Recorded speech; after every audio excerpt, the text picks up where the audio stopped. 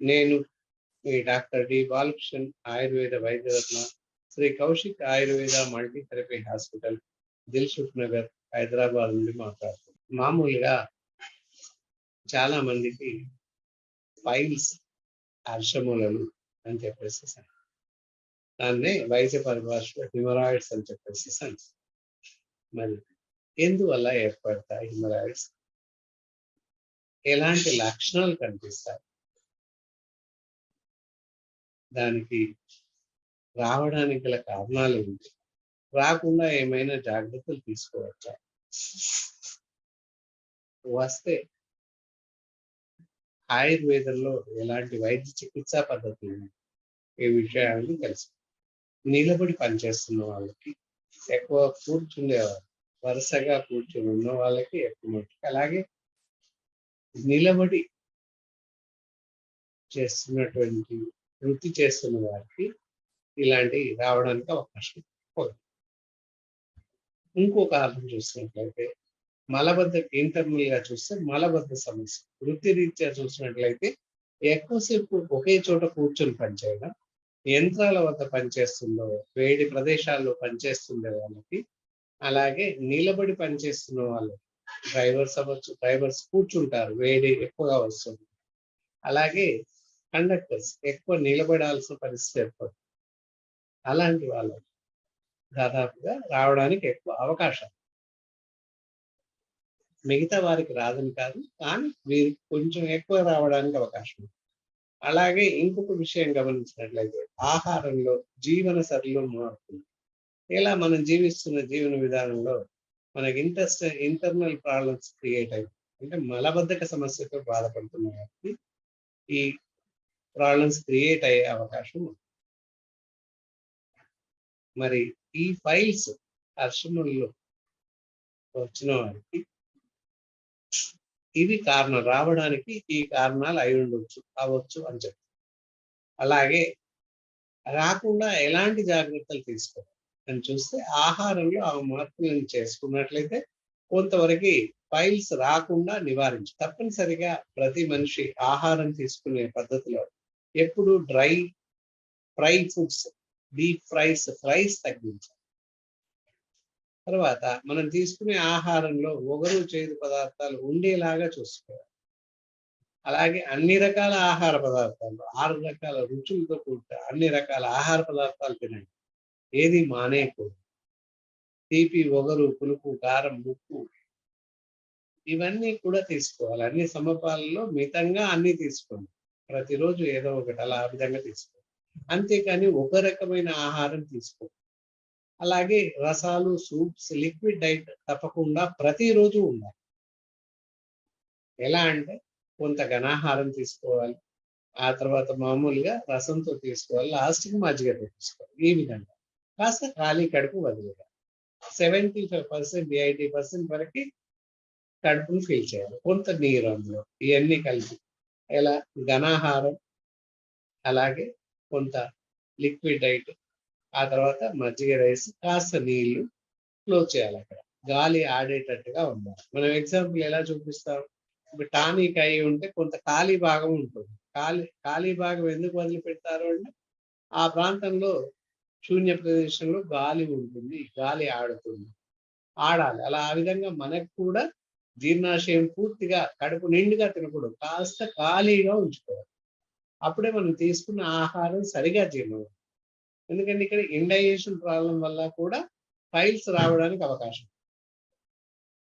అలా ఉండడం వల్ల మలబద్ధకం వేస్తుంది, మలబద్ధకం వల్ల ఫైల్స్ వస్తుంది. కాబట్టి ఇంటర్నల్ చేంజెస్ జరుగుతాయి, కాబట్టి ఫైల్స్ రావడానికి అవకాశం. మరి ఆహారంలో ఈ విధంగా మనం రోజు రసాలు, లిక్విడ్ డైట్స్, ఒకరోజు రసం, ఒకరోజు సాంబార్, ఇంకో రోజు పులుసు, ఈ విధంగా తప్పనిసరిగా లిక్విడ్ ఆహారం ఉండాలి ప్రతిరోజు. దాంతోపాటుగా మధ్యాహ్నం పూట తప్పనిసరిగా మజ్జిగ కానీ పెరుగు కానీ వాడడం ఎంతో శ్రేయస్కరం. దానివల్ల ఏంటంటే ఒంట్లో ఉన్నటువంటి వేడిని అది తీసేస్తుంది. దానివల్ల శారీరం చాలా బాగా ఉంటుంది. ఎందుకంటే వేడి వల్ల కూడా ఫైల్స్ ఏర్పడే అవకాశం ఉంది. అందుకే డ్రైవర్స్కి ఎక్కువ చేస్తున్న వాళ్ళకి ఒంట్లో వేడి ఉంటుంది, బయట నుంచి వేడి, రెండు భరించలేక ఫైల్స్ వస్తుంది. అందుకని మరి ఒంట్లో వేడి తగ్గించుకోవాలంటే ఎవ్రీడే తప్పకుండా మజ్జిగ లాంటివి తీసుకోవాలి తప్పనిసరి.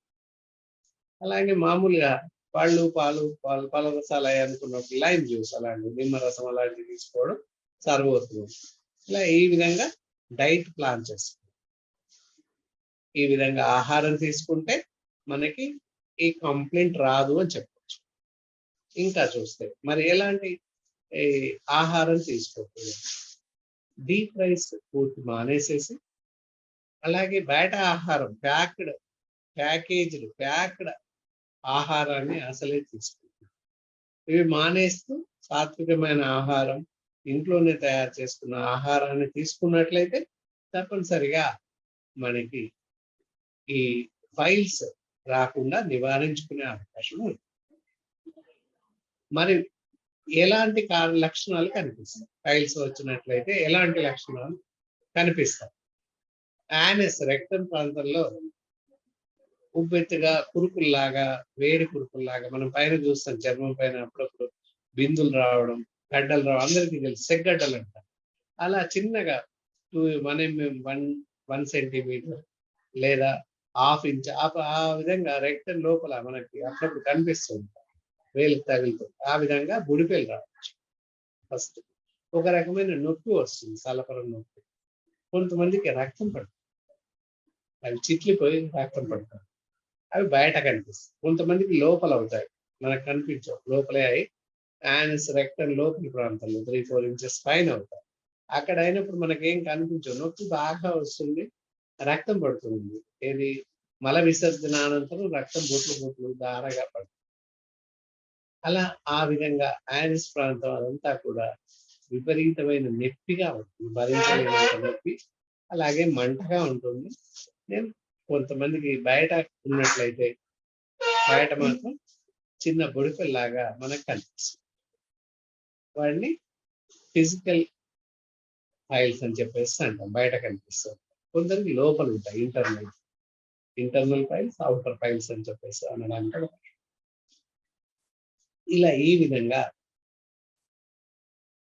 రక్తం బ్లీడ్ అవుతుంది. అలా బ్లీడ్ అవ్వడం లేదా నొప్పి, ఇందాక చెప్పినట్లు నొప్పి రావడం, తర్వాత మల విసర్జన తర్వాత బ్లీడింగ్ వస్తుంది. కొంతమందికి మరీ ఎక్కువైనప్పుడు చీము కూడా, రసికారం, ఇవి ప్రధాన లక్షణం. ఈ విధంగా కనిపించినట్లయితే అశ్రద్ధ చేయకుండా తప్పకుండా వైద్యుని సంప్రదించాలి. మరి ఇలా రక్తం పడుతుంది లేదా బుడిపెలుగా వస్తుంది, నొప్పి వస్తుంది, సలపరం వస్తుంది. ఇనిషియల్ గా ముందు ప్రథమ స్టేజ్లో అంతే కనిపిస్తారు, బుడిపెల్లాగా కనబడడం బయటకి, లేదా అసలే కనపడక లోపలనే లాగినట్టు నొప్పి అనిపించడం, ఇలాంటివి సంభవిస్తుంది. ఎక్కువ నొప్పి అనిపించినట్లయితే, అలాగే ఇందాక చెప్పిన లక్షణాలు ఏవైనా కనిపిస్తాయి, తప్పనిసరిగా అవి ఫైల్స్ అని చెప్పి అనుమానించాల్సిన అవసరం ఉంటుంది.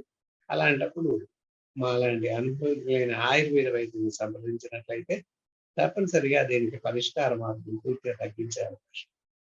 ఎప్పుడైతే బ్లీడింగ్తో కూడిన నొప్పి లేదా బుడిపెల్లాగా ఇలా ఉన్నట్లయితే ఇంట్లో ఒక రకమైన మంచి ఔషధాన్ని తయారు చేసుకోవచ్చు. అది ఎలా అంటే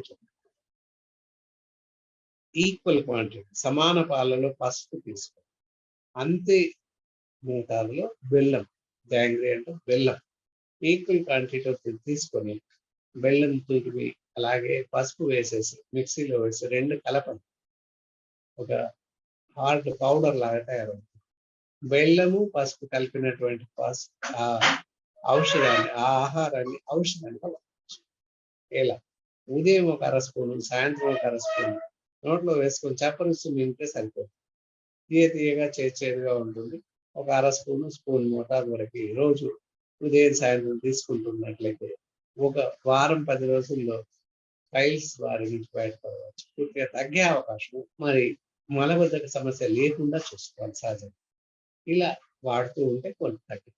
ఇలా తీసుకుంటూ ఆహారాన్ని, ఫైల్స్ ఏర్పడిన వాళ్ళు ఏంటంటే సాత్వికమైన ఆహారం, ఫ్రై ఫుడ్స్ పూర్తి తగ్గించేసి బయట ఆహారం అసలు తినకుండా ఇంట్లోనే ఈజీ డైజెస్టబుల్ ఆకుకూరలతో తయారు చేస్తుంది మజ్జిగ లాంటి, పెరగన్నం ఎక్కువగా తీసుకోవడం వల్ల త్వరగా మనకి ఈ ఫైల్స్ బారి నుండి బయటపడే అవకాశం ఉంది.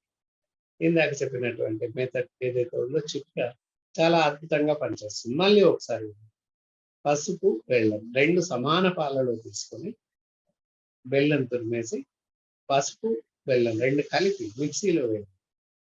2 స్పూన్‌లు బాగా కలపండి. దానివల్ల ఏంటంటే మిక్స్ పౌడర్ తయారవుతుంది. హల్దీ, బెల్లం, పసుపు, బెల్లంతో కూడిన ఒక చూర్ణం తయారవుతుంది. ఆ చూర్ణాన్ని ఉదయం అర స్పూను, స్పూన్ మోతాదు లేదా సాయంత్రం ఆ విధంగా రోజు తీసుకొని నీళ్లు తాగుతూ ఉంటే సరిపోతుంది. అంతే. దానివల్ల ఈ పైల్స్ తగ్గే అవకాశం ఉంది. మధుమేహ వ్యాధిగ్రస్తులకు ఇది పనిచేయదు. ఎందుకంటే బెల్లం వేస్తున్నాం కనుక వాళ్ళకి షుగర్ పెరిగే అవకాశం ఉంది. మధుమేహ వ్యాధిగ్రస్తులు కాక ఇతరత్వ ఎవరైనా కూడా వాడచ్చు. తర్వాత ఈ పైల్స్ ఎవరికి వస్తాయి? ఒక ఏజ్ దాటిన తర్వాత ప్రతి వాళ్ళకి వయసుతో నిమిత్తం లేకుండా ఒక 10, 15 ఏళ్ళు దాటిన వాళ్ళకి ఎవరికైనా స్త్రీ పురుష భేదం లేకుండా ఎవరికైనా వచ్చే అవకాశం ఉంది. వీరికే వస్తుందని చెప్పడానికి లేదు. ఎవరికైనా రావచ్చు. వస్తే మాత్రం ఇలాంటి జాగ్రత్తలు తీసుకొని ఈ చిట్కా పాటించాలి.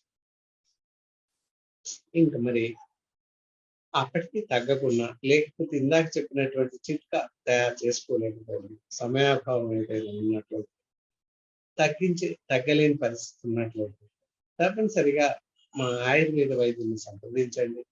పూర్తిగా తగ్గించడానికి సరైనటువంటి ఔషధాలు ఉన్నాయి. పూర్తి స్థాయిలో మందులను మీకు సూచించి ఈ ఫైల్స్ నుండి పూర్తిగా బయటకు తీసుకొచ్చే అవకాశం. పైన చెప్పిన ఆహార నియమాలు, సూచనలు, సలహాలు పాటిస్తూ మిమ్మల్ని మీరు పూర్తిగా కాపాడుకుంటారని ఆశిస్తూ సెలవు తీసుకుంటాను.